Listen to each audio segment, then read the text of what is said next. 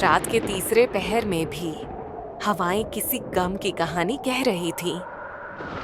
पहाड़ियों के उस पार बसे छोटे से कस्बे देवगढ़ में आज भी कोई उस किले के पास नहीं जाता। कहा जाता था वहां एक राक्षस रहता है जो कभी इंसान था, पर सब कुछ हमेशा ऐसा नहीं था। देवगढ़ का एक युवक था आरव। गांव में सब उसे पागल कवि कहते थे। वह दिन भर जंगलों में घूमता, पत्थरों पर कविताएं लिखता और रात को चांद से बातें करता।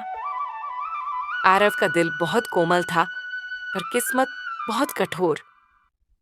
उसका पिता एक लोहार था, मां बचपन में गुजर गई थी। आरव का सपना था एक दिन अपनी कविताओं से दुनिया बदल दे। लेकिन गांव का प्रधान भैरव सिंह आरव को पसंद नहीं करता था। उसे लगता था आरव की बातें उसकी बेटी की शादी में रुकावट बन रही हैं, क्योंकि भैरव की बेटी मेघा आरव से प्यार करती थी। मेघा सुंदर थी, पर उससे ज्यादा खूबसूरत उसका दिल था। वह आरव की कविताओं में जीती थी। रात के किसी कोने में जब सब सो जाते, दोनों झरने के पास मिलते। मेघा कहती, आरव, क्या तुम वादा करते हो, चाहे दुनिया कुछ भी कहे, तुम मुझे कभी नहीं छोड़ोगे? आरव मुस्कुराता और कहता, मेघा, तुम मेरा रूह हो, मैं खुद को छोड़ सकता हूं, पर तुम्हें नहीं। लेकिन भैरव सिंह को एक दिन यह सब पता चल गया।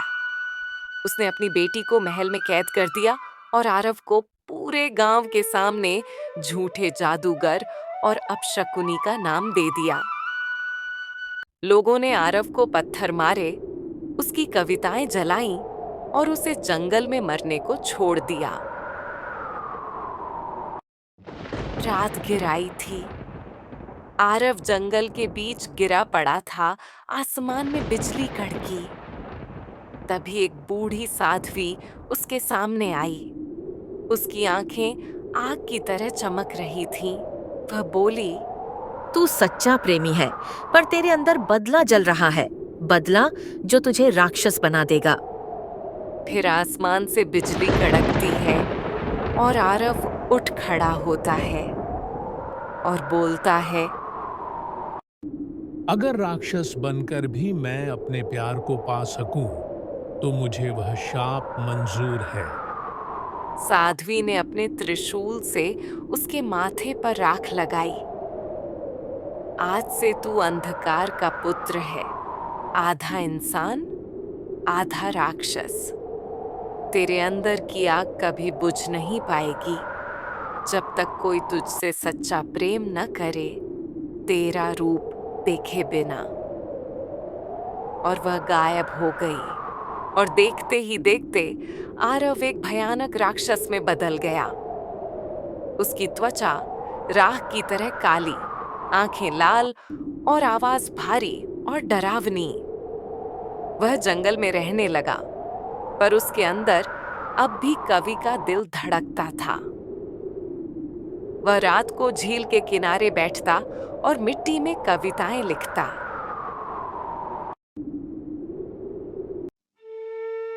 गांव वालों ने उसे राक्षस कहना शुरू कर दिया।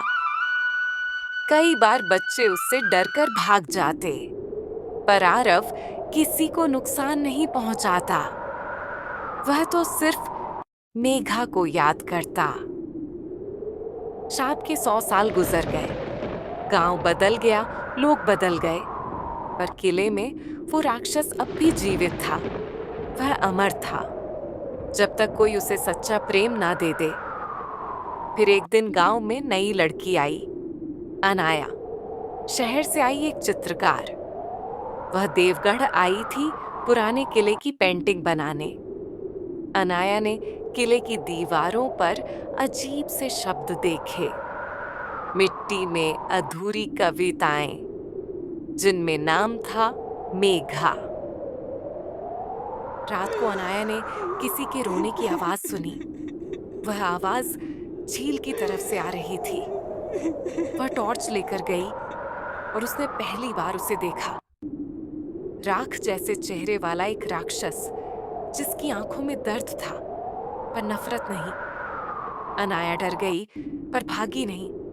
उसने पूछा, तुम कौन हो? वह बोला, मैं वो हूं जिसे दुनिया ने राक्षस कहा, लेकिन मैं अब भी किसी का इंतजार कर रहा हूं। अनाया ने कहा, तुम मुझे अपनी कहानी बता सकते हो, शायद मैं तुम्हारी कोई मदद कर सकूं। और वहीं से दोनों की कहानी शुरू हुई। दिन बीतने लगे।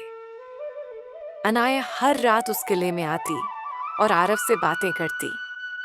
वह उसकी कविताएं पढ़ती, उन्हें चित्रों में बदलती।